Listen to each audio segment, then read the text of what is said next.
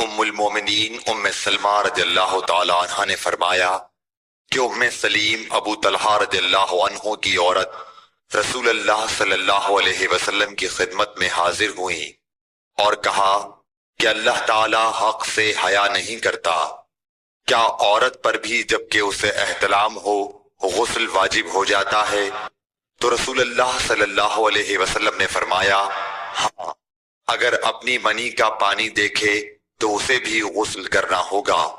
صحیح بخاری حدیث نمبر 282۔ مدینے کے کسی راستے پر نبی کریم صلی اللہ علیہ وسلم سے ابو ہریرہ رضی اللہ تعالیٰ عنہ کی ملاقات ہوئی۔ اس وقت ابو ہریرہ جنابت کی حالت میں تھے۔ ابو ہریرہ رضی اللہ تعالیٰ عنہ نے کہا کہ میں پیچھے رہ کر لوٹ گیا اور غسل کر کے واپس آیا تو رسول اللہ صلی اللہ علیہ وسلم نے دریافت فرمایا کہ اے ابو ہریرہ کہاں چلے گئے تھے؟ انہوں نے جواب دیا کہ میں جنابت کی حالت میں تھا، اس لیے میں نے آپ کے ساتھ بغیر غسل کے بیٹھنا برا جانا۔ آپ صلی اللہ علیہ وسلم نے ارشاد فرمایا سبحان اللہ، مومن ہرگز نجس نہیں ہو سکتا۔ صحیح بخاری حدیث نمبر 283۔ نبی صلی اللہ علیہ وسلم اپنی تمام ازواج کے پاس ایک ہی رات میں تشریف لے گئے۔ اس وقت آپ کے ازواج میں 9 بیویاں تھیں۔ صحیح بخاری حدیث نمبر 284۔ ابو ہریرہ رضی اللہ تعالیٰ عنہ نے کہا کہ میری ملاقات رسول اللہ صلی اللہ علیہ وسلم سے ہوئی۔ اس وقت میں جنبی تھا، آپ نے میرا ہاتھ پکڑ لیا اور میں آپ کے ساتھ چلنے لگا۔ آخر آپ ایک جگہ بیٹھ گئے اور میں آہستہ سے اپنے گھر آیا اور غسل کر کے حاضر خدمت ہوا۔ آپ ابھی بیٹھے ہوئے تھے۔ آپ نے دریافت فرمایا اے ابو ہریرہ کہاں چلے گئے تھے؟ میں نے واقعہ بیان کیا تو آپ صلی اللہ علیہ وسلم نے فرمایا سبحان اللہ، مومن تو نجس نہیں ہوتا۔ صحیح بخاری حدیث نمبر 285۔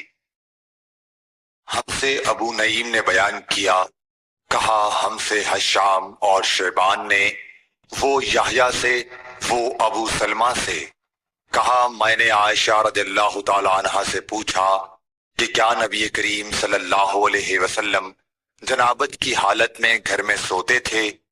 کہا ہاں، لیکن وضو کر لیتے تھے۔ صحیح بخاری حدیث نمبر 286۔ عمر بن خطاب رضی اللہ تعالیٰ عنہ نے رسول اللہ صلی اللہ علیہ وسلم سے پوچھا کہ کیا ہم میں سے کوئی جنابت کی حالت میں سو سکتا ہے؟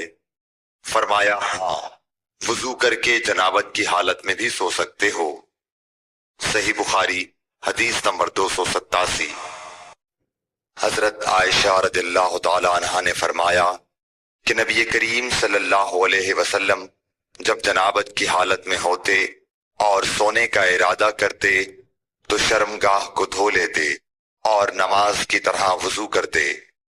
صحیح بخاری حدیث نمبر 288۔ حضرت عمر رضی اللہ تعالیٰ عنہ نے نبی کریم صلی اللہ علیہ وسلم سے دریافت کیا کہ کیا ہم جنابت کی حالت میں سو سکتے ہیں؟ آپ نے فرمایا لیکن وضو کر کے۔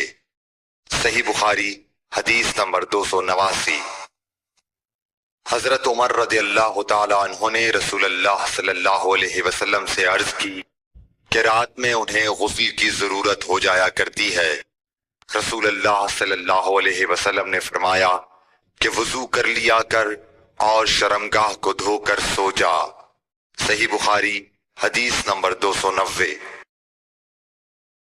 نبی کریم صلی اللہ علیہ وسلم نے فرمایا کہ جب مرد عورت کے چہار زانوں میں بیٹھ گیا اور اس کے ساتھ جماع کے لیے کوشش کی تو غسل واجب ہو گیا۔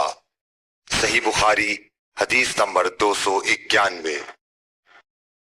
حضرت عثمان بن عفان رضی اللہ تعالیٰ عنہ سے پوچھا گیا کہ مرد اپنی بیوی سے ہم بستر ہوا لیکن انزال نہیں ہوا تو وہ کیا کرے؟ حضرت عثمان رضی اللہ تعالیٰ عنہ نے فرمایا کہ نماز کی طرح وضو کر لے اور ذکر کو دھو لے۔ اور حضرت عثمان رضی اللہ تعالیٰ عنہ نے فرمایا کہ میں نے رسول اللہ صلی اللہ علیہ وسلم سے یہ بات سنی ہے۔ صحیح بخاری حدیث نمبر 292۔ ابی بن کعب نے پوچھا، یا رسول اللہ صلی اللہ علیہ وسلم، جب مرد عورت سے جماع کرے اور انزال نہ ہو تو کیا کرے؟ آپ نے فرمایا، عورت سے جو کچھ اسے لگ گیا اسے دھو لے، پھر وضو کرے اور نماز پڑھے۔ صحیح بخاری حدیث نمبر 293۔